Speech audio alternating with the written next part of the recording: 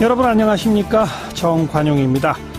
문재인 대통령의 첫 중국 방문, 사드와 북한 핵 해법에 관련해서 중국과 입장 차이를 줄이고 중요한 원칙도 합의해서 내놓았습니다만 의전 문제, 기자 폭행 등 눈살이 찌푸려질 만한 일들도 있었죠. 여야 양쪽의 평가 들어보겠습니다. 국회 외교통일위 소속 더불어민주당 김경협 의원, 자유한국당 유기준 의원의 이야기 들어보겠고요.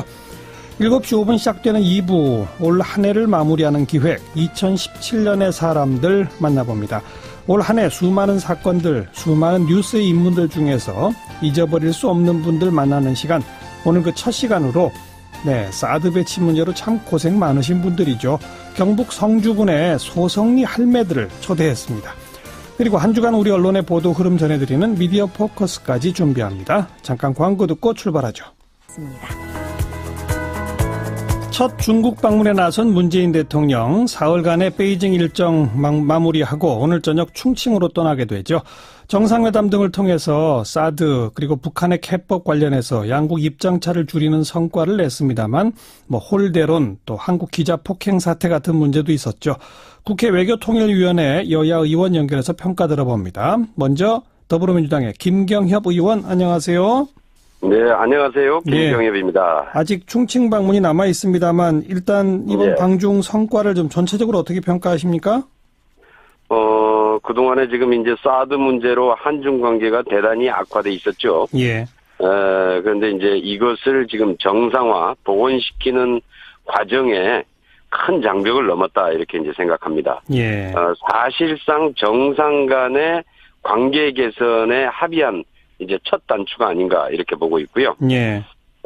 그동안에 이제 사드에 대한 입장 차이가 여전히 존재함에도 불구하고 이번에 그 한반도 문제 해결이 4대 원칙에 합의했던 것, 그다음에 전략적 협력 동반자 관계를 복원시킨 것, 그리고 이제 그동안에 좀 계속 미뤄져 왔죠. 한중 FTA 후속 협상 문제, 서비스나 이쪽에 투자 관련 부분, 이 부분들을 재개하기로 합의했던 것, 그리고 이제 이것뿐만 아니라 한중 관계를 그동안에 이제 경제 무역 관계에서 정치 외교 안보 협력 관계까지 확대시켜 나가기로 한 거나 그다음에 한라인 개설 고위 전략 대화를 활성화시키는 것 이런 것들은 대단히 큰 성과인 것 같습니다. 그러니까 4원칙도 사실 좀 새로울 건 없는 거니까 기존의 한중 관계 우호적이고 좋았던 한중 관계가 좀 삐걱덕됐던 걸 다시 정상으로 되돌려놨다. 이런 정도라고 평가하면 되겠죠? 일단 되돌려놓은 면도 있고요. 그다음에 이제 사실 그 4대 원칙이라고 하는 게 한미 간에는 몇 차례 정상회담 같은 걸 통해서 한미 공조 차원에서 몇 차례 확인이 됐는데 사실 중국하고는 이런 그 공식적인 이런 확인 과정이라는 게 사실 없었거든요. 물론 암암리에 같은 주장 이런 건 있었죠. 그런데 이것을 양국이 공식적으로 확인한 것은 이번이 이제 처음으로 봐야 될 것 같고요. 이후에 아마 한반도 문제 해결을 해 나가는데 가장 중요한 원칙이고 방향이다 이렇게 생각을 합니다. 북한 측에도 이번 양국 정상의 만남과 4원칙이 어떤 영향을 미칠 수 있을까요? 지금 이제 그 유엔 안보리 결의안을 준수한다라는 것 외에도 대화를 이끌어내기 위해서 제재와 압박의 필요성에는 공감을 했던 것 같습니다. 그래서 이게 문제가 이제 북한이 사실 그동안에 계속 크게 의지했던 게 중국 아닙니까? 그런데 이제 이번에 한중 관계 개선이나 여기에서 한중의 공조 체제가 확인된 것 이것만으로도 아마 북한에는 굉장히 큰 압박 요인이 될 겁니다. 그리고 북한이 점차 이제 입지가 좀 어려워진다라고 하는 느낌을 받게 될 거고요. 결국은 해결할 수 있는 길을 찾는 게 이제 북한의 입장에서도 대화밖에 없지 않겠느냐. 일단 대화를 적극적으로 모색할 단계로 넘어가지 않을까 이렇게 보고 있습니다. 그런데 의전상에 필리핀의 두테르테 대통령은 장관이 나와서 공항에서 맞았는데 차관보가 나와서 맞았다부터 시작해서 기자 폭행 이런 것들은 어떻게 보세요? 이제 의전상의 문제는 좀 더 그 나라의 좀 관례나 이런 것들을 좀 더 좀 살펴봐야 될 것 같고요. 예. 그다음에 이제 기자 폭행은 명백히 잘못된 거죠. 아무리 이제 그 행사 자체가 우리 한국 코트라에서 주관하는 행사였고 우리 자체 행사였다고 그러더라도 일단 그 중국에서 발생한 이제 폭행 사태인데요. 있어서는 안 될 일이라고 보고요. 예. 그다음에 아마 중국에서도 이 문제 관련해서는 진상 조사해서 조치하겠다 이런 입장을 밝혔던 것 같습니다. 예. 네. 그리고 이제 그렇게 하면 될 것 같고 그다음에 이제 하나는 보다 이번 정상회담의 과정에서 좀 더 크게 봐야 될 것은 아까 말씀드린 한중 관계가 정상화되어 나가는 시점에서 대단히 중대한 전환점이다. 이렇게 좀 봐야 될 것 같고요. 예. 그다음에 이제 이번 사실 정상회담 같은 경우에서 중국 실세 4인방 회담 또는 면담이 다 잡혀 있지 않습니까? 예. 시진핑 주석 외에도 리커창 부총리나 뭐 전인대회 그 상무위원장이나 예. 그다음에 충칭시에 이제 가시게 되면 이제 만나게 될 그 천민월 서기 이런 분들인데요. 그래서 중국의 실제 거의 4인방을 이제 다 만나고 그다음에 굉장히 한국으로서는 사실 사드 문제가 완전하게 해결이 안 된 상태임에도 불구하고 예. 이런 한중 관계를 복원시켜내고 지금 현재 우리 그 중국에 진출해 있는 한국 기업들이 당하는 서러움 예. 또는 이제 중국과 무역을 하는 한국 기업들이 이제 당하는 고통 이런 문제를 일단 해결해 나가는 큰 계기를 마련했다는 점에서 예. 이번 외교적인 성과를 봐야 되지 않을까 생각합니다. 네. 근데 뭐 사드로 좀 그 껄끄러워져 있는 그런 관계를 의식해서 중국이 약간 의도적으로 홀대했다. 그러나 그런 걸 뚫고 이런 성과를 냈다. 뭐 이런 것 좀 인정하는 게 좋지 않을까요? 중국으로서는 조금 정상회담이 아마 좀 빠른 거 아니냐라는 입장이 좀 있었던 것 같습니다. 예. 그러니까 지금 이제 가장 큰 게 이번에 그 난징 대학살 80주년 기념 행사가 굉장히 국가적으로 큰 행사라고 그래요. 예. 그래서 아마 국가적인 대사에 겹쳐 있어서 조금 좀 이제 늦췄으면 좋겠다 아마 이런 의견도 있었던 것 같은데요. 사실 우리 한국으로서는 지금 이 경제적인 피해 문제가 워낙 좀 시급한 사안이고. 예. 그래서 한국으로서는 좀 더 좀 서두를 수밖에 없었죠. 예. 사실 이제 중국의 입장에서는 급할 이유가 없었겠지만은 사실 필요했던 것은 이제 우리 입장에서 좀 더 좀 중요한 정상회담이었고요. 알겠습니다. 그래서 아마 우리가 좀 더 정성을 좀 들였다 이렇게 봐야 될 것 같습니다. 야당에서 조공 외교다, 굴욕 외교다 이런 비판하는데 어떻게 보세요? 외교 참사라는데 외교 참사는 박근혜 정부 때 완전히 이 한중 관계를 이렇게 파탄 내버린 게 외교 참사죠. 그리고 그렇게 경제 보복을 당했음에도 불구하고 한마디도 항의도 하지 못하고 실질적으로 중국의 외교가 관료들 하위직 한 명도 만날 수도 없었던 그게 외교 굴욕이고요. 예. 야당의 비판은 결코 옳지 않습니다. 그리고 지금은 이렇게 해서 정상화돼 나가는 이런 과정에 야당도 힘을 모아야지. 알겠습니다. 이걸 자꾸 한중 관계를 자꾸 벌리거나 이것을 자꾸 차이를 강조하려고 하면은 외교에 무슨 도움이 되겠습니까? 네. 여기까지 들을게요. 고맙습니다. 예, 감사합니다. 더불어민주당 김경협 의원이었고요. 이번에는 자유한국당 유기준 의원 연결합니다. 안녕하세요. 네, 유기준입니다. 안녕하세요. 네, 아직 중국 방문이 완전히 끝난 건 아닙니다만 지금까지 어떻게 평가하십니까? 예, 지금 북핵 위기가 최고조에 달하고 있는 그런 엄중한 시기인데 이 문재인 정부 설익은 정책 또 조급함으로 인해 가지고 대중관계에서 그냥 외교 참사를 빚은 거죠, 한마디로. 정상회담의 결과도 보면 새로운 것도 없고, 예. 또 수행기자단 집단 폭행이라는 이런 있을 수 없는 사건까지 겹쳐서, 예. 이 문정부의 외교 난맥상을 고스란히 드러낸 것이다. 또 한편으로는 우리 국민들의 가슴에 큰 상처를 주고, 또 대한민국 국격을 훼손한 아주 전대미문의 사건이라고 생각합니다. 외교 참사, 국민에게 상처, 국격 훼손의 핵심 원인은 기자 폭행입니까? 뭡니까? 여러 가지가 있죠. 들면은 차관보가 영접을 하러 나왔다든지, 그다음에 대통령께서 어떻게 되신 건지 도착한 날하고 그 다음날 아침에 소위 말해 혼밥을 드셨다 이렇게 하는 것들. 그다음에 기자 폭행 이 부분도 아까 말씀하셨습니다만 예. 도저히 있을 수 없는 일이고요. 예. 그다음에 정상회담의 공동 성명이 무산됐지 않습니까 지금? 예. 그리고 뭐 왕이 그 외교부장이 뭐 우리 대통령에게 뭐 친근함을 표시했다고 그러지만 그게 그렇게 보이지 않습니다. 예. 팔을 툭툭 치면서 했던 이런 것들이 예. 도저히 저희들이 볼 때는 이 외교적으로 굉장히 결례를 넘어서서 예. 한국에 대한 그 무시, 홀대 이런 것을 보여준 거죠. 예. 한반도 평화와 안정을 위한 4원칙에 양국 정상이 합의하지 않았습니까? 지금 여당에서는 이런 걸 공식적으로 양국 한중이 합의한 것은 이번이 처음이다. 상당히 중요한 의미가 있다. 이렇게 평가하는데 그건 어떻게 보세요? 뭐 내용이 보니까 한반도 전쟁 불가.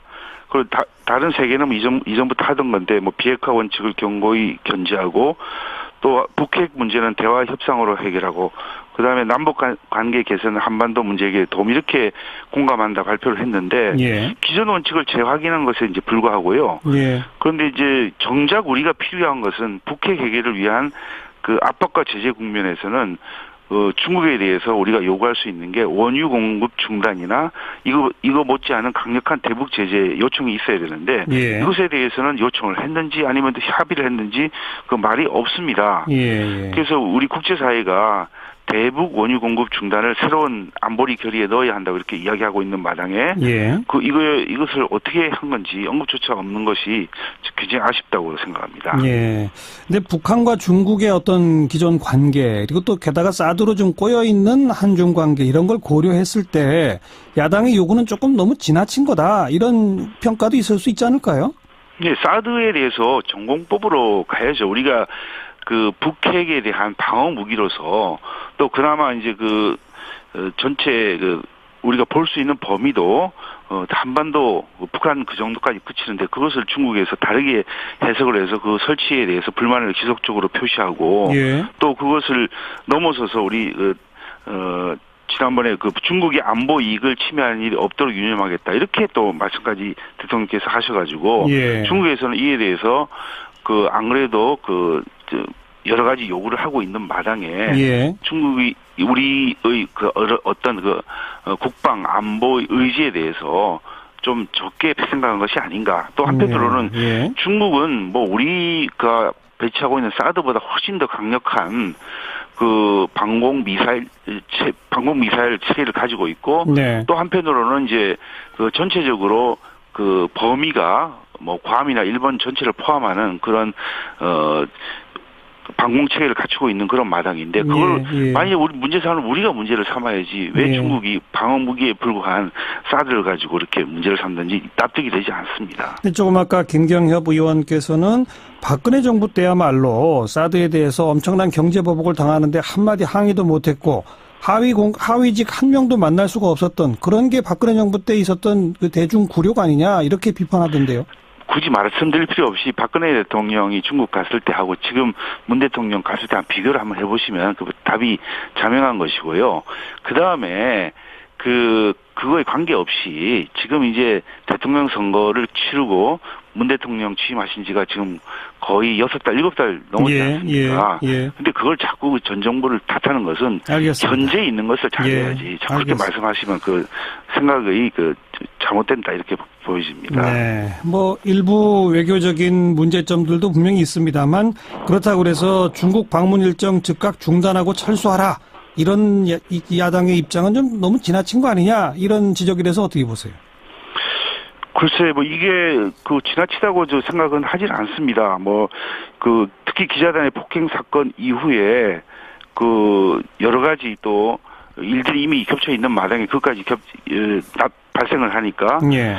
지금 와서는 이게 계속해서 이렇게 진행하는 게 큰 의미가 있을까 그런 생각까지 들어서 예. 우리 한국당에서 그렇게 논평을 그렇게 한 것이고요. 예. 이번 국빈 방문의 실패 또 기자단 폭행 사건을 접한 국민들의 분노에 대해서 이 적절한 조치가 있어야 됐다고 봅니다. 외교부 장관 국가안보실장 문책 요구하고 계신 거죠? 예, 그렇습니다. 우리 논평을 보면은 준비 소홀, 취재 지원, 현장 경호 책임이 있는 강경화 장관, 정의용 안보실장, 또 경호처장, 국민소통수석 등 책임자를 즉각 문책해야 된다 이렇게 밝혔고 예. 또 이거 못지않게 준비를 했던 그 주중대사 이런 사람들에 대해서도 그 경질이 필요한 상황이다 이렇게 보여지고 예. 이 눈앞의 성과에 연연하기보다는 장기적 관점에서 국익을 위해서 알겠습니다. 이렇게 일을 해야 되는데 앞으로 이런 직무를 잘 수행할 수 있는 예. 적임자를 등용을 해야 됩니다. 한마디로 완전한 실패다 이런 평가이신 거죠? 조금이라도 얻은 성과는 없다고 보세요? 뭐 그렇게까지는 말씀드릴 건 아니고요. 어쨌든 현재 드러난 거로 봐서는 좋은 점수를 주긴 어려운 사정이죠. 네, 여기까지 말씀드릴게요. 고맙습니다. 네, 감사합니다. 네, 자유한국당 유기준 의원까지 여야의 평가 들어봤습니다. 윤태권 실장 어서 오십시오. 네, 안녕하세요. 완전히 지금 외교 시즌 같은데 이 추미애 더불어민주당 대표, 홍준표 자유한국당 대표 다 외국에 있죠? 그렇죠. 추미애 민주당 대표 러시아, 홍준표 자유한국당 대표 일본 방문 중이에요. 네.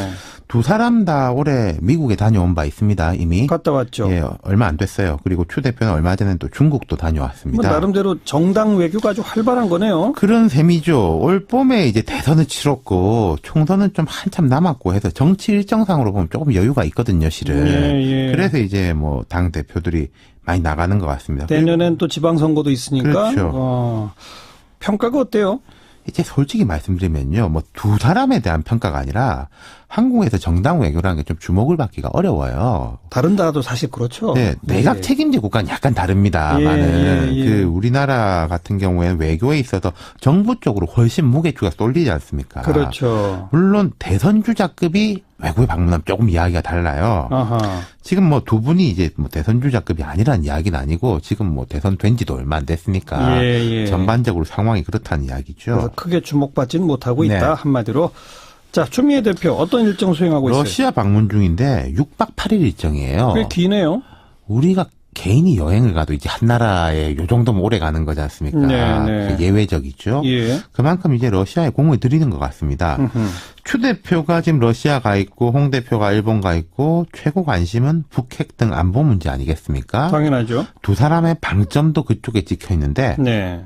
활동하는 뭐 행위나 말을 보면은 방향은 정반대입니다. 그렇겠죠. 예.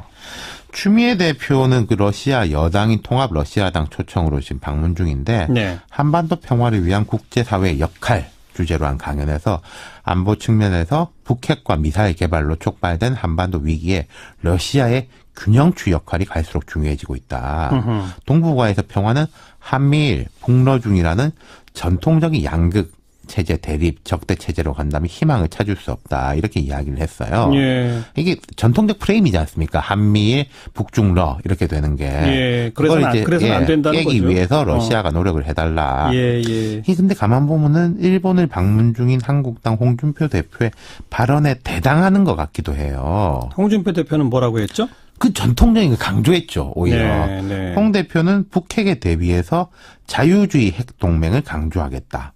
북러중 사회주의 핵동맹을 맺고 있는 것에 맞서서 한미일 자유주의 핵동맹을 해야 한다. 예. 이렇게 말하면서 정부가 북핵 대책을 내놓지 못하고 있기 때문에 우리라도 나서서 대책을 마련하자는 차원이다. 이렇게 말했어요. 예. 사실 미국과 일본은 이런 걸 바라는 거죠. 북중러 한미일 이런 구도를. 예. 그런데 이제 자유한국당 홍준표 대표는 그 일본 가서 또 미국 가서 계속 그런 말 하잖아요. 초지일관이죠. 미국에서도 비슷한 얘기 했었죠. 예. 근데 제가 볼 때 이 두 가지 문제점이 있어요. 뭐 한일 공조 강화해야 된다. 이까지면은 별 상관이 없는데 예. 북중로 사회주의 핵동맹을 맺고 있다. 예. 이것은 중국이나 러시아가 들으면은 발끈하겠죠. 보통 이야기가 아닌 거죠. 그렇죠. 러시아도 중국도 북한의 핵은 지금 용인 안 하고 그렇죠. 있는데. 그리고 핵 동맹을 맺고 있다는 건 이제 말이 안 되고 네. 뭐 더 강하게 제재해야 된다. 이런 말씀을 하실 수 있겠지만은 이건 좀 말이 안 된다고 보고 거기다가 우리가 핵 가지자. 이것도 지금 엄청난 논란거리인데 일본하고 핵 동맹을 하자? 그럼 일본도 핵을 가져야 된다는 뜻으로 해석될 수 있는 거 아니겠습니까? 그러네요. 이게 우리 국민 정서나 뭐 국제 정치적으로 용납이 가능할까? 네. 수면 위로 떠오르면요, 이 발언은 자유한국당 내부에서도 반발이 거셀 거예요. 이 이야기가 별로 화제가 안 되고 있는 게 홍 대표한테는 다행일지도 모릅니다. 어쩌면은. 네. 진짜 하나하나 뜯어보니까 그러네요. 북러중 사회주의 핵동맹, 한미일 자유주의 핵동맹, 양쪽 모두에서 다 문제가 있는 그러니까요. 그런 거네요. 제가 예전에 말씀드렸는데 이게 홍 대표 가실 때 보면 과거의 한나라당 수준의 이런 뭐 정제된 발언하고는 차이가 있는데 예. 그리고 이건 또 외교 안보 문제지 않습니까? 그래요. 또 문 대통령을 직접 비판했죠. 일부 언론에서는 뭐 아베 총리 앞에서 비판했다 이렇게 보도가 됐는데 그건 오보고요. 우리 기자들하고 간담회 자리에서 일본에 있는 우리 기자하고 간담회 자리에서 뭐 중국 시진핑 주석을 아련갔다 이런 이야기를 했다고 합니다. 아련? 예. 뭐 아베 앞에서 안 해서 다행인지는 모르겠는데 매우 부적절하죠. 이런 의미는. 그리고 홍 대표가 예전에 강조한 게 대통령이 외국에 나가 있을 때 뭐 이러쿵저러쿵 하는 건 적절치 않다. 맞아요. 들어온 뒤에 정제되게 비판한 게 맞다. 맞아요. 예. 그랬거든요. 이건 자기 말씀 좀 지키셨으면 좋겠어요. 예. 맞아요. 해외 순방 중일 때는 그 국내에서도 대통령 비판 자제하겠다라고 했는데 외국 나가가지고 해외까지 가서 비판을 했다. 그렇죠. 예. 알겠습니다. 수고하셨어요. 감사합니다. 윤태권 실장이었습니다. 시사잡기 1부 마치겠습니다. 잠깐 뉴스 들으시고요. 7시 5분 2부에 다시 옵니다.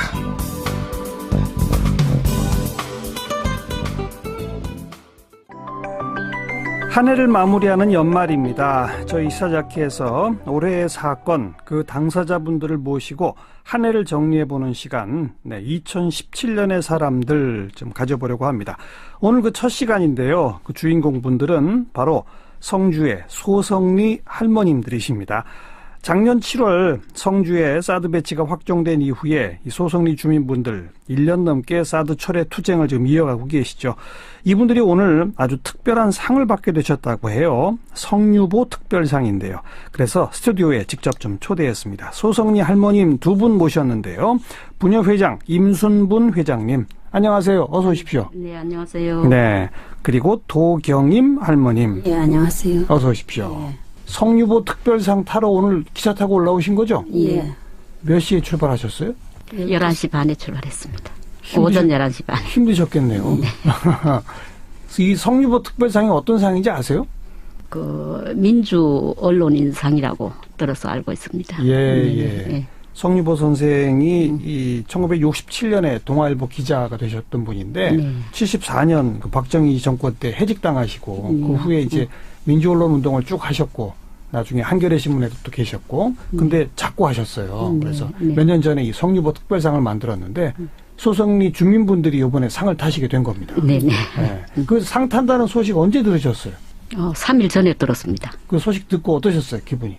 굉장히 어떨떨했고 처음 저는 이 분에 대해서 솔직히 잘 알지를 못했고 나중에 왜 우리가 이 상을 받아야 되는지 이분이 어떤 분이신지를 나중에 이렇게 접해서 이제 알고 깜짝 놀랐습니다. 네. 그 상 왜 준다고 하던가요? 온몸을 던져서 한반도 평화통일에 기여했다.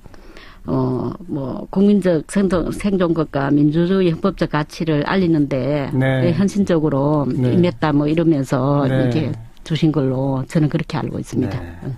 도경임 할머님 지금 연세가 어떻게 되시죠? 78. 78. 예. 거의 80 가까우시네요. 지금 70년 넘게 살아오시면서 내가 이런 상 탈이라고 생각해 보셨어요? 안 해봤지. 꿈에도 안 생각해봤지. 그 이런 상 탄다니까 어떠세요, 기분이? 아이고, 많이 도와줘서 고맙습니다. 네. 감사합니다. 네. 작년 7월에 성주에 사드 기지가 온다더라 하는 소식 처음 들으셨잖아요. 예. 그 소식 처음 들을 때 느낌이 어떠셨어요? 사드 얘기도 못 들었다가 참 날벼락 맞은 기분이지. 날벼락. 사드가 뭔지도 모르셨죠? 예. 그러다가 이제 뭐 이상한 게 온대 그래서 마을 주민들이 어떻게들 모여서 어떤 얘기 시작하신 거예요?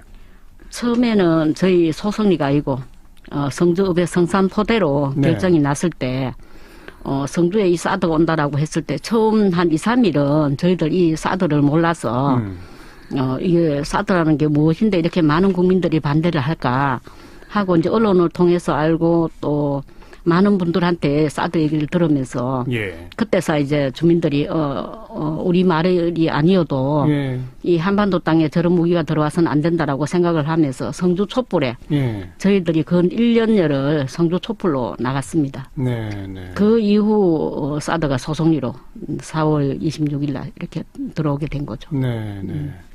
솔직하게 얘기해 보세요. 맨 처음에는 우리 동네만 아니고 좀 딴 데로 가라 그런 생각이셨죠? 맨 처음에 그랬습니다. 솔직히 그러셨죠? 맨 처음에는 왜 하필 사드가 우리 동네냐. 그러니까. 인구가 적다고 네. 어르신들만 사는 동네라서 들어오는 거냐 이렇게 반발을 했는데 네. 이후 저희 주민들 생각이 달라지기 시작하면서 이 땅 어디에도 안 된다. 이 사드가 있다고 해서 북한에 핵을 막을 수도 없을 뿐더러 그 미사일을 실험하지 않는 것도 아니고 네. 이거는 아니다. 이 사드가 이 땅 어디에도 안 된다라는 걸 주민들 모두가 인식을 하게 되면서 예. 저희들이 지금 결사적으로 사드는 안 된다. 한반도 이 땅 어디에도 안 된다라고 주장을 하기 시작했습니다. 처음에는 우리 동네 말고 딴 예. 데로 가라 하다가 예, 그랬죠. 아이고 이게 자세히 알다 보니 네네. 이거는 필요 없는 거구나. 네. 이렇게 된 겁니까? 네네. 예. 그 투쟁하시는 과정에서 많은 분들 다치고 막 그랬잖아요. 네. 우리 부녀회장님이나 도병님 할머니 어디 다치신 데 없으셨어요? 허리하고 조금 다치지 팔하고 예. 허리하고 몸싸움 하면서. 허리하고 팔? 예, 팔도 좀 막 밀고 이카면서 경찰들하고. 그 병원에까지 가셨어요? 예, 안내원에도 가고 뭐. 저는 그 4월 26일 날 그 이전에 사드로 인해서 공무원들하고 몸싸움 하다가 네. 이 다친 팔이 지금도 이 팔을 제대로 못 쓰고 있습니다. 아이고. 왼쪽 팔을 못 쓰고 있고 4월 26일 날 들어오던 날 당일 날 경찰한테 이렇게 폭행을 당해서 제가 앞니빨이 이렇게 부러지는 상황이 저런. 되었고 네. 기절까지 해서 119에 실려서 병원을 가기도 하고 아이고. 그때 상황이 근데 지금 저뿐만 아니라 많은 분들이 다쳤습니다. 그러니까요. 주민들 네. 한번 이렇게 사드 들어올 때마다 몇십 명씩 이렇게 다치고 지난번 또 공사 장비 들어올 때도 많은 주민들이 다쳤습니다. 네, 네. 그 우리 부녀회장님은 자제분이 어떻게 되세요? 3명입니다. 다 지금 타지에 가기 있죠? 네. 어디들 삽니까? 가까운 구미에도 살고 대구에도 살고 있습니다. 네. 그 자제분들이 어머님 걱정돼서 어떻게 해요? 걱정하죠.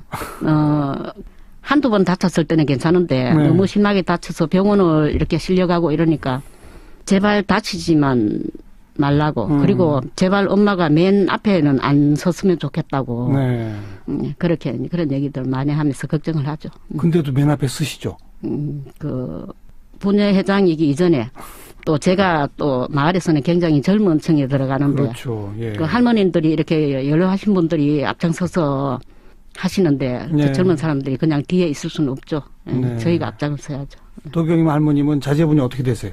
우리도 너입니다. 4명? 예. 다 타지에 살고. 구미에 둘 살고 대구 둘 살고. 뭐라 그럽니까? 어머니한테. 항상 조심하고 조금 앞에 나가지 마 뒤에 서서 하라까지. 하지 말라고. 이제 그만하라는 얘기는 안 합니까? 안 하지. 안 하죠. 우리가 평생을 그 살았는데 네. 국하지는 뭐하지. 땅이 다 그 있고 하는데. 작년에는 이제 박근혜 정권 때였잖아요. 네. 그러다가 최순실 게이트, 최순실 사태 막 터지고 그랬잖아요. 네. 그때 느낌이 어떠셨어요?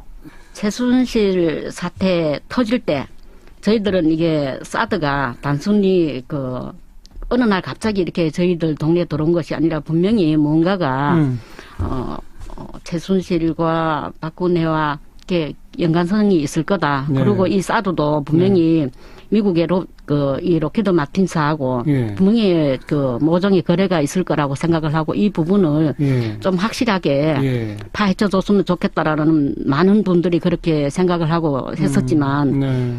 수사는 거기에까지 미치지 못한 것 못 같더라고요. 갔죠. 네. 지금 못 가고 있죠. 네. 이제 지금도 그러다가, 저희들은 거기 의심에는 변함이 없습니다. 최순실, 박근혜, 로키드 마틴 예. 그 사이에 뭔가 어떤 네네. 의혹이 있다. 네네. 근데 아무튼 그런 사태가 터지고 서울 중심으로 대도시에서 촛불 집회 막 계속 터지고 네. 그러다 박근혜 대통령이 탄핵됐잖아요. 네. 그러니까 이제 쫓겨난 거지 않습니까? 네네. 파면. 네. 그때 기분은 어떠셨어요? 쫓겨났을 때 저희 마을에서 마을 해관에서 할머니들이 만세를 불렀어요. 만세? 네.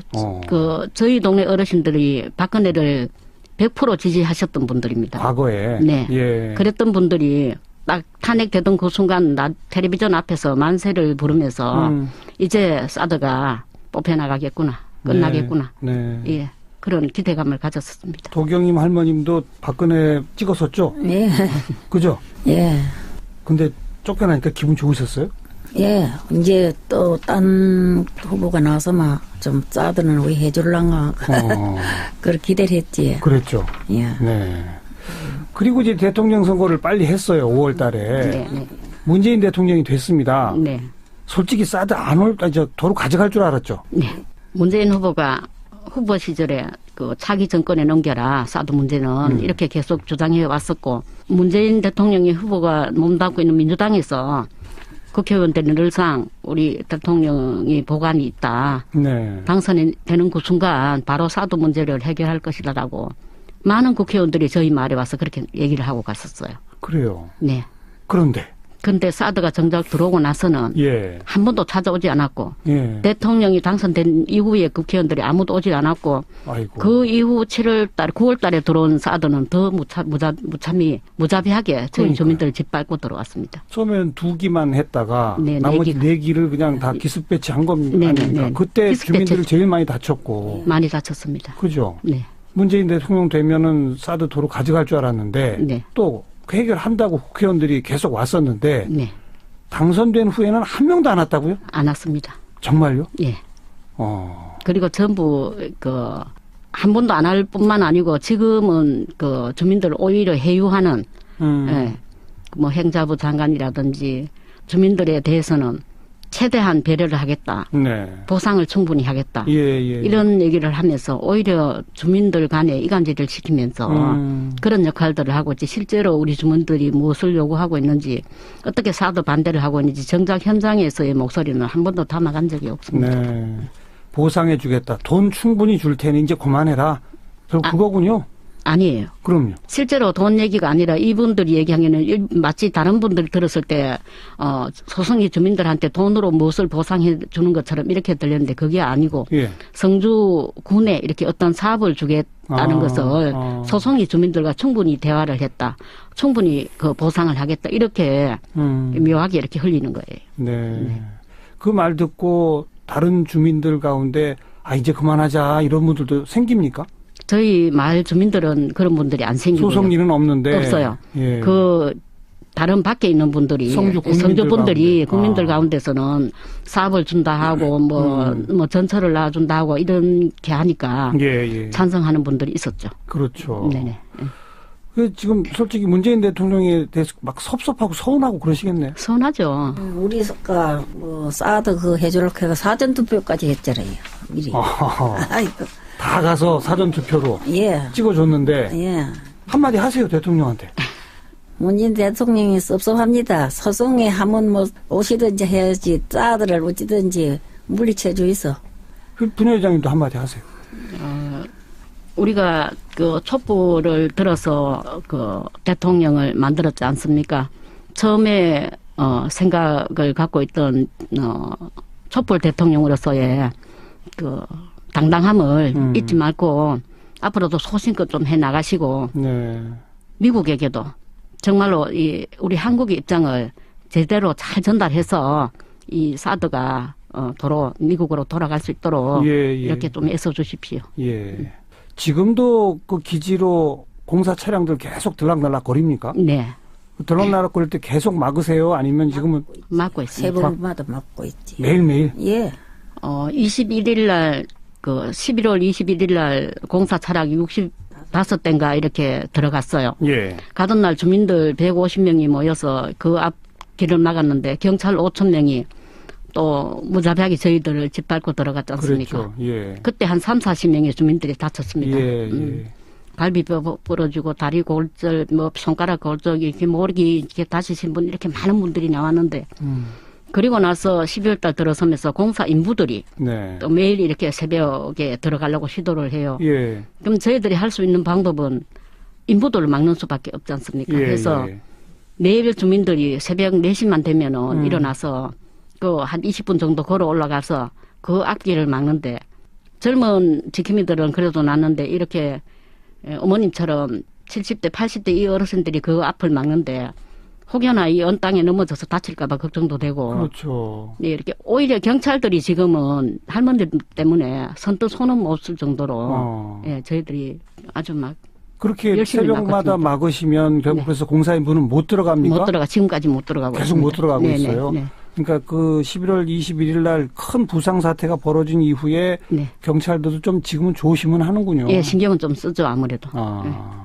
그리고 일부 보도를 보면 이렇게 시간이 자꾸 가고 이 2기였다가 4기도 마저 다 들어가고 막 이렇게 되고 나니까 이 반대 집회에 모이시는 사람들의 숫자가 점점 줄어든다고 그러던데. 네네. 줄기는 좀 줄었습니다. 아무래도 그렇죠. 줄기는 좀 줄었지만 예, 저희들 그 소성이라는 영화가 그 부산국제영화제에서 출품도 되었고 예. 많은 호평을 받으면서 예. 지금 전국적으로 많이 알려지고 있어요. 예. 이 영화들을 보신 분들이 지금 소송리를 찾아와주고 있고. 아 그래요? 예, 어제 같은 경우도 제가 어제 말 그저께 인천에서 했는데 인천에서 그 영화를 보신 분이 지킴이로 어제 저희 소송리 마을을 찾아오셨어요. 두 분이. 새롭게 영화 보고 이렇게 새롭게 찾아오시는. 예, 이렇게 오시고 계시고 네. 이렇게 줄어들긴 했지만 많은 분들이 그래도 새로 다시 이렇게 연대를 해주시고 관심을 갖고 찾아와주고 예. 저희들과 함께 하고 있습니다. 예. 계속 투쟁하실 거죠? 네. 끝날 때까지. 두 분 다 아주 그냥 잠깐 머뭇거림도 없이 네 그러시는데 네. 그런데 또 역시 솔직히 네. 도경님 할머님 예. 이제 사드는 거기서 계속 있을 것 같지 않으세요? 우리가 끝날 때까지 뭐 싸울 길이. 밤낮으로 우리는 밤에도 가고 낮에도 집기로 가고 막 집에 거 뭐 해놓으면 그거 가 살아요. 길에 만날 밤낮으로.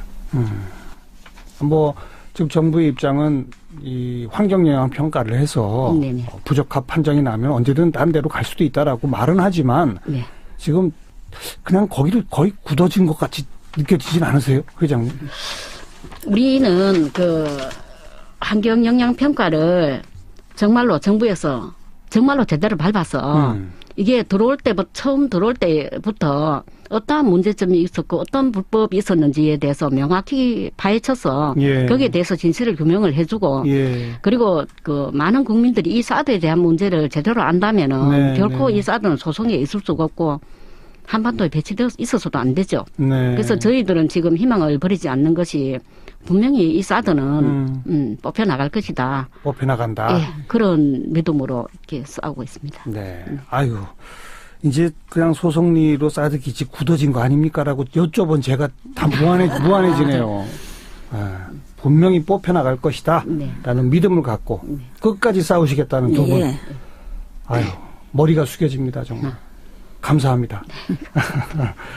오늘 성유보 특별상 수상하신 거 다시 한번 축하드리고요. 성유보 특별상뿐 아니라 온 국민이 주는 상을 지금 받으신 거라고 생각을 합니다. 네, 나와주신 이 소성리의 임순분 부녀회장님, 또 도경임 할머님, 오늘 고맙습니다. 네, 감사합니다. 사운드 오브 뉴스 시간입니다. 김민아 기자 어서 오세요. 안녕하세요. 오늘 들어볼 소리는요? 우병우 전 청와대 민정수석 검찰에 5번 소환되고 영장 실질심사를 3번 받은 끝에 새벽에 구속이 됐는데요. 그간의 과정을 모은 소리를 들어보시죠. 우병우 전 청와대 민정수석이 오늘 새벽 구속됐습니다. 우병우 주인 식사하셨습니까? 예. 가족회사 자금 유용한 것에 대해서는 인정하십니까? 검찰에서 성실하게 답변하겠습니다. 최순실 씨 아직도 모르시다는 입장이세요? 네, 모릅니다. 다시 한번 말씀드리겠습니다. 정치부 인사 개입했다는 부분에 대해서 그런 모든 오늘 조사 받겠죠. 세 번째 소환인데 하실 말씀 또 없으십니까? 대통령 관련해서 참으로 가슴 아프고 참담한 그런 지난 1년 사이에 포트라인에 4번째 섰습니다. 이게 제 숙명이라면 받아들이고 또 헤쳐나가는 것도. 오늘 어떤 점 소명하실 건가요? 검찰이 민정수석의 통상 업무라고 생각하십니까?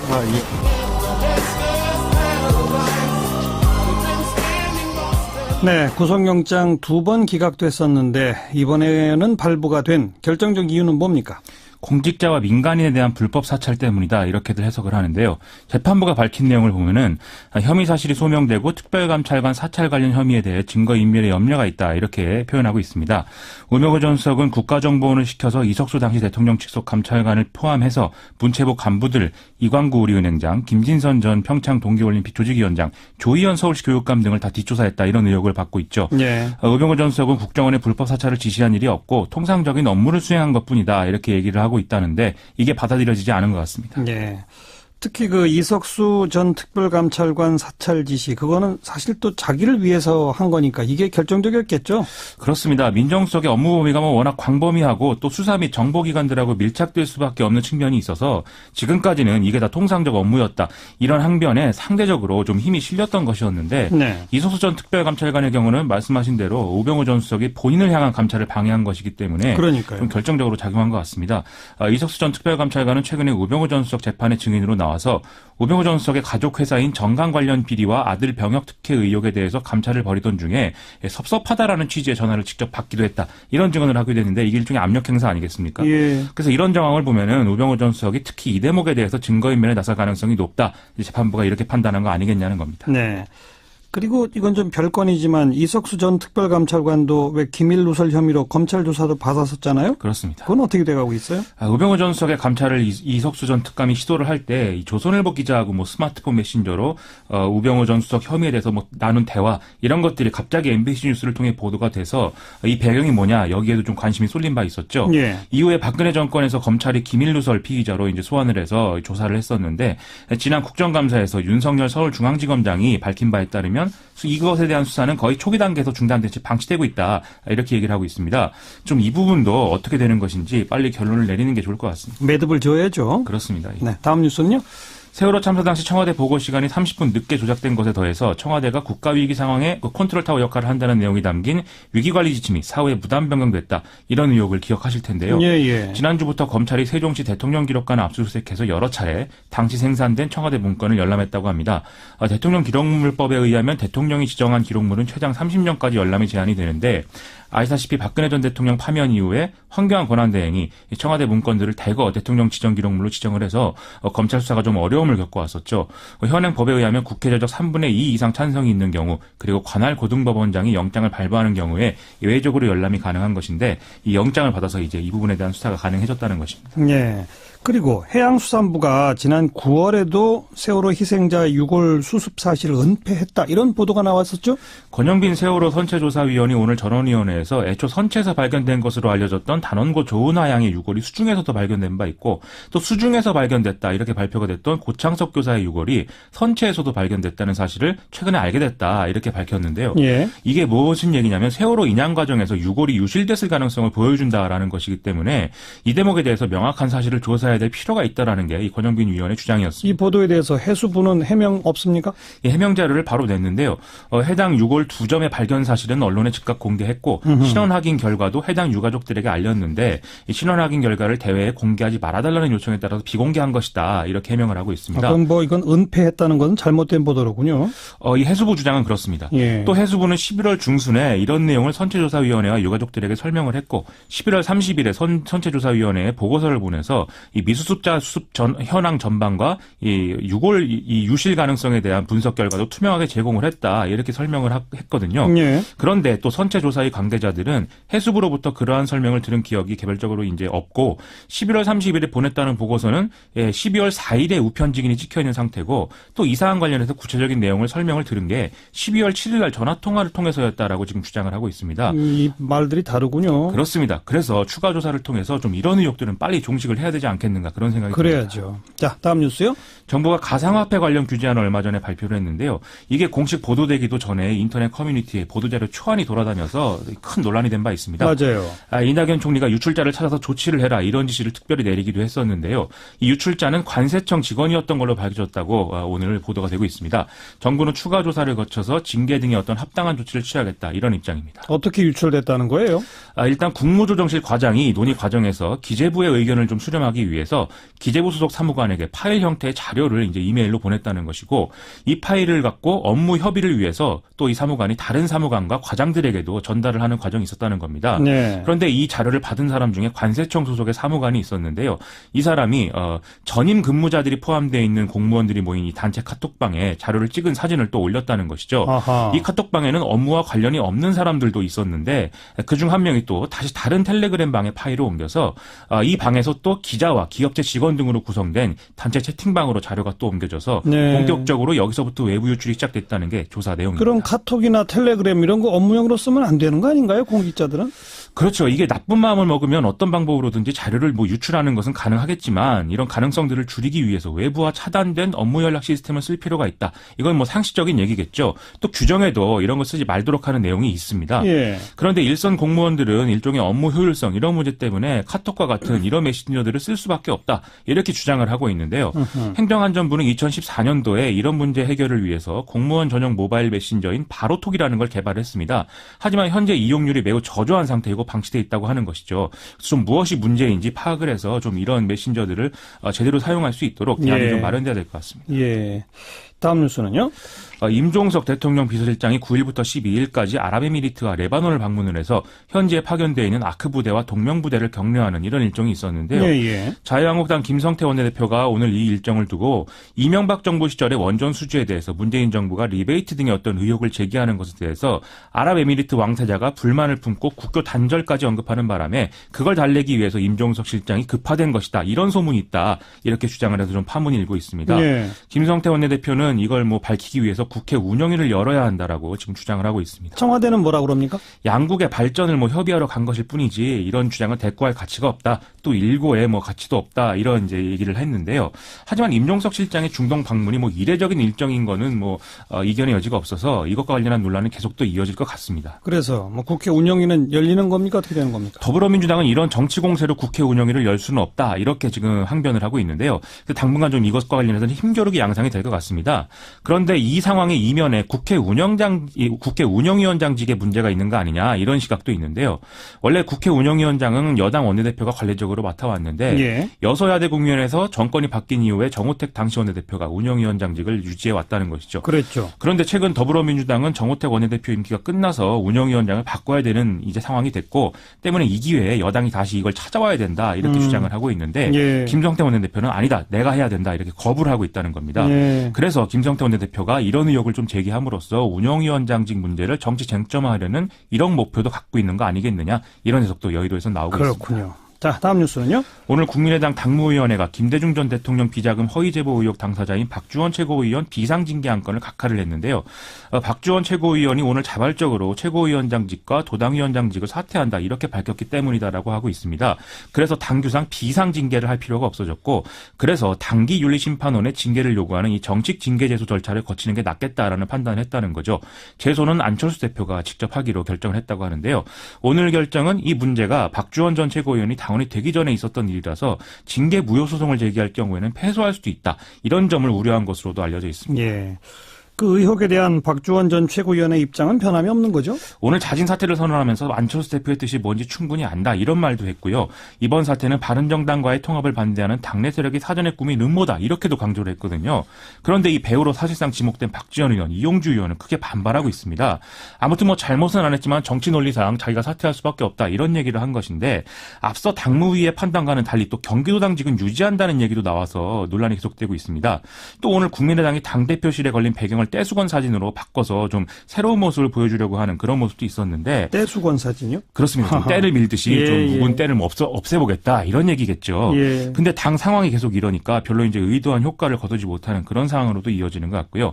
일부 네티즌들은 뭐 이런 농담도 하고 있습니다. 양쪽이 뭐 서로 때를 민다고 하다가 아예 피부가 없어질 지경이다 뭐 이렇게까지도 얘기하는데 좀 제대로 새겨드려야 될 필요가 있는 상황인 것 같습니다. 수고하셨습니다. 고맙습니다. 김민아 기자였습니다.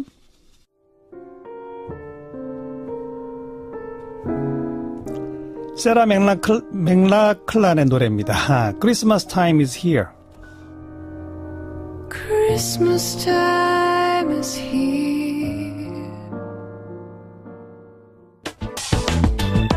한 주간 언론계 동향 살펴보는 미디어 포커스 시간입니다. 민주언론시민연합의 김원경 사무처장 어서 오십시오. 네, 안녕하세요. 그 제주 강정마을 해군기지 네. 시위 때문에 공사 지연됐다. 그 손해배상 해라. 뭐 구상권 청구 소송 정부가 냈었잖아요. 네, 네. 이제 법원에 강제 조정 받아가지고 정부가 취하했죠. 네. 이건 그야말로 보수와 진보 언론의 시각 차이가 확연히 드러날 보도 맞습니다. 같은데. 그렇죠? 네. 예. 10년간 이어져 왔던 그 강정마을 해군기지를 둘러싼 갈등이 해소될 수 있는 첫걸음이라는 평가가 있는데요.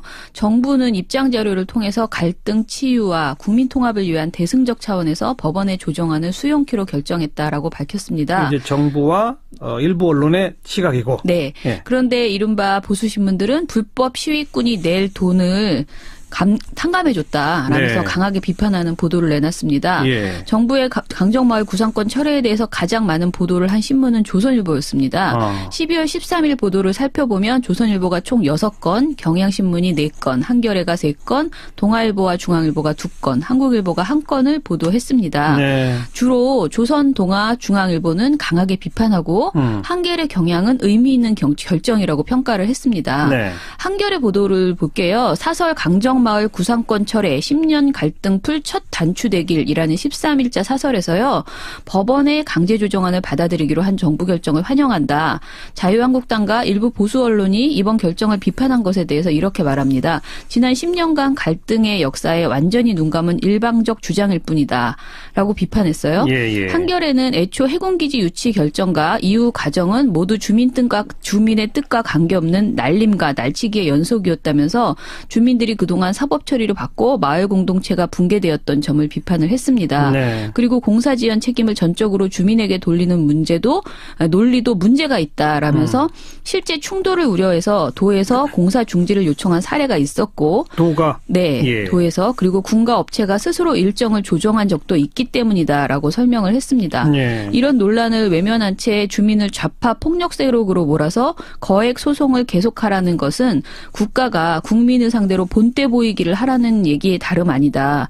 분열과 갈등의 사회를 원하는 게 아니라면 더 이상 주민들 상처에 소금 뿌리는 짓은 하지 말아야 한다라고 네. 주장을 했습니다. 한 10년 동안의 역사적 과정 전부를 다 살펴야 한다 이런 취지를 그렇죠. 기본적으로. 네네. 예. 경향신문 역시 정부의 이번 결정을 환영한다는 취지의 사설을 냈습니다.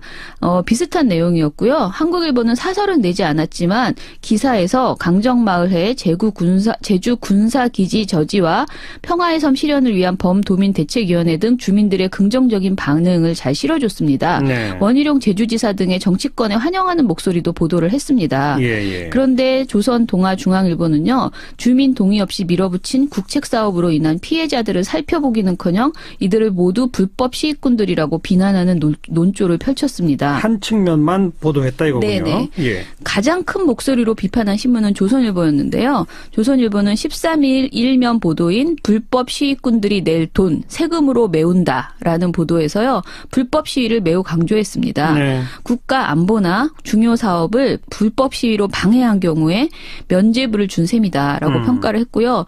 뗐으면 불법도 용인된다는 나쁜 선례가 될 수 있다라는 익명의 공무원 발언을 인용하기도 했습니다. 네. 여기다가 불법 시위꾼들이 외부 세력, 다시 말해서 전문 시위꾼이라는 표현을 많이 사용하거든요. 예. 전문 시위꾼들이 이번에 동원됐던 것이었다라고 강조를 했습니다. 네. 네. 조선일보는 그날 하루에 총 6건이나 이걸 보도했다. 네네. 대체로 그런 비판적인 보도였겠죠. 예. 방송 보도는 어떻습니까? 방송 보도도 12월 12일부터 13일까지 이틀간 7개 방송사가 모두 저녁 종합뉴스를 통해서 관련 내용을 전했습니다. 예. 이 중에서 TV조선과 MBN은 12일에 톱보도로 이 사안을 소개했습니다. TV조선은 다음 날인 13일에도 두 건의 추가 보도를 내놨는데요. 앵커 논평 코너인 신동욱 앵커의 시선을 포함하면 이틀간 TV조선이 5건의 보도를 내놔서 가장 많은 보도를 했습니다. 네. 반면 KBS와 MBC는 구상금 청구 소송 철회 당일 한 건의 보도를 내놓는데 그쳤습니다. 네. 보도량을 보면 JTBC가 3건, 그리고 SBS와 채널A, MBN이 2건, KBS, MBC가 1건 이렇게 볼 수 있습니다. 근데 TV조선은 이틀 동안 5건. 네네. 제일 TV조선이 열심이군요. 그렇죠. 그리고 정부의 이번 결정에 노골적으로 불만을 표시한 방송사는 TV조선, 채널A, MBN입니다. 종편 3사. 네. 예. 그리고 반면 SBS와 JTBC는 이번 결정을 반기는 지역 주민들의 목소리를 생생하게 전했고요. 이들의 상처와 남은 과제에 대해서 주목했습니다. 네. SBS는 12일 두 건을 보도하면서 제주 해군기지 민군 갈등 일단락될까라는 보도에서 10년 동안 계속된 오랜 갈등과 상처가 오늘 구상권 취하 결정으로 다 치유될 수 있을지 미지수입니다. 일부 주민단체의 반발이 여전하고 공사비 문제 역시 다 끝난 게 아닙니다. 라면서 지역 주민들의 남은 과제에 대해서 주목을 했습니다. 아직 과제가 남아있다? 네네. 이것도 좋은 보도네요. 네. 예. JTBC도 12일 갈라진 형제, 아물지 않는 상처, 환영하는 주민 목소리를 실어주는 이런 보도를 했고요. 보도 보면 하지만 드러내놓고 환영하는 모습은 찾기 어렵다면서 그 이유로 마을 안에는 아직 해결해야 할 갈등이 켜켜이 쌓여있기 때문이다라고 덧붙였습니다. 예. 이 보도의 앵커멘트는 이렇습니다. 400년 된 마을의 역사가 찢어지고 친척과 친지들이 깨져버렸다. 제주 강정마을은 비록 34억 5천만 원의 부담에서 벗어났다고는 하지만 남은 상처는 너무 큽니다. 라는 내용이었습니다. 네네. 전체적으로 SBS와 JTBC가 이렇게 지역 주민의 목소리 그리고 남은 과제를 주목한 데에 비해서 MBC는 단 한 건의 보도에서요. 그냥 주민들이 상처가 있다라는 정도를 언급하는 정도에 그쳤습니다. 그리고 KBS는요. 당사자들의 반응이나 사정은 완전히 외면하고 정치권의 상반된 반응을 전하는 방식으로 보도를 구성했습니다. 여야의 찬반만 정리했다? 그렇죠. 예. KBS의 강정마을 구상권 소송 철회 엇갈린 반응이라는 보도는요. 네. 1분 54초짜리 보도인데 앵커멘트 포함해서 앞부분의 1분 22초는 모두 정부의 결정을 전달한 내용이었고요. 네. 남은 30여 초 동안 주민이 아닌 강훈식 더불어민주당 원내대변인과 장제원 자유한국당 수석대변인의 상반된 입장을 쭉 전하는 데 그쳤습니다. 네. 그러니까 주민들의 입장 그리고 여전히 주민들이 어려움에 처해 있다라는 등의 내용은 전혀 담지 않았다. 네. 이렇게 보시면 되고요. 심지어 자료 화면에서도 해군기지 건설 반대 주민과 활동가들은 경찰에 의해서 끌려나가는 존재로만 그려졌습니다. 네.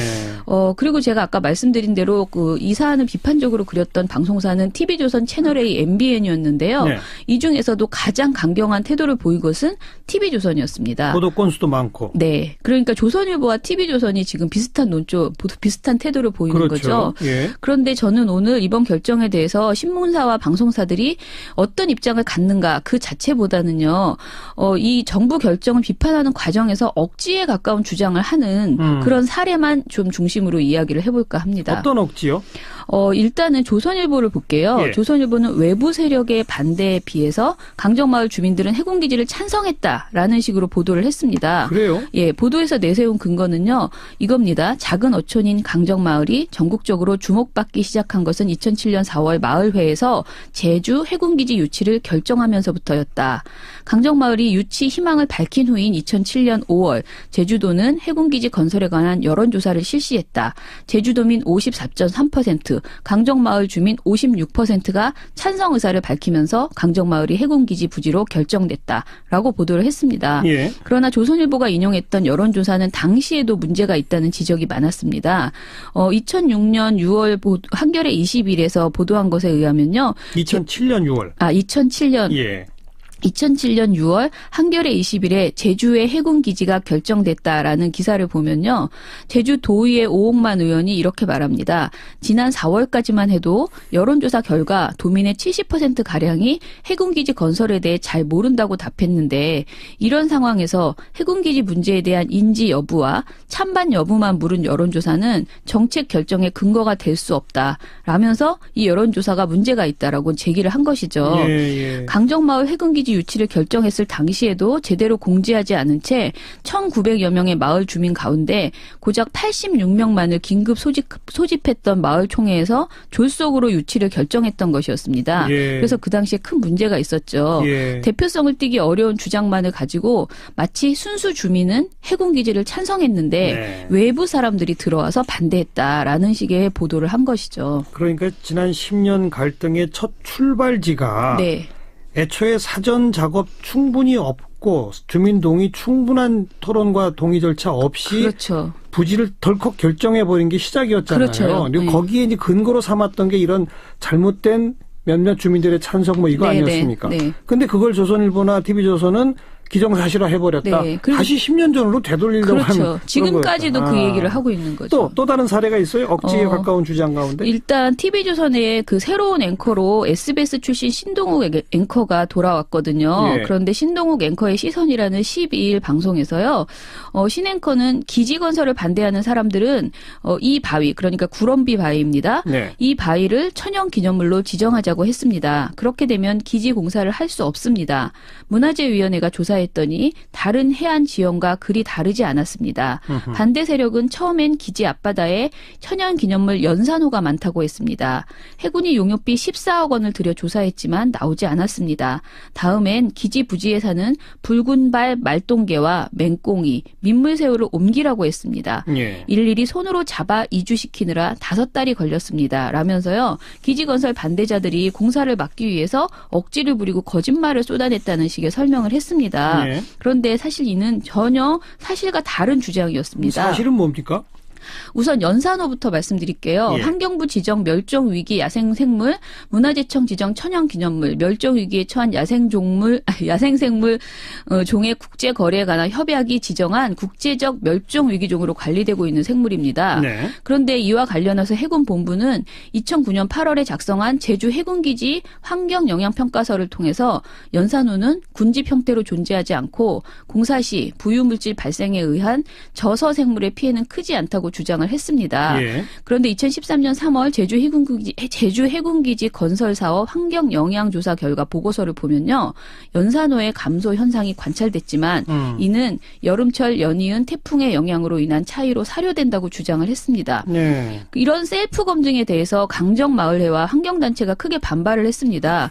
그러자 해군은 후속 조치로 성균관대에 의뢰해서 2014년 11월부터 2015년 12월까지 실태조사를 진행했는데요. 예. 그 결과 50% 이상의 지표생물군에서 상대적인 감소가 발생했다라고 나왔고요. 환경부 지정 멸종위기 야생생물 2급인 밤수지 맨드라미와 검붉은 수지 맨드라미, 자색수지 맨드라미는 아예 자취를 감췄다라는 예. 사실을 확인했습니다. 예. 이 때문에 해군은 공식적으로 연산호 훼손을 인정했고요. 문화재청의 권고를 받아들여서 2019년까지 복원 작업을 진행하겠다고 약속한 상태입니다. 해군까지 공식적으로 인정을 했다. 네네. 연산호가 있고 훼손됐다는 걸. 네네.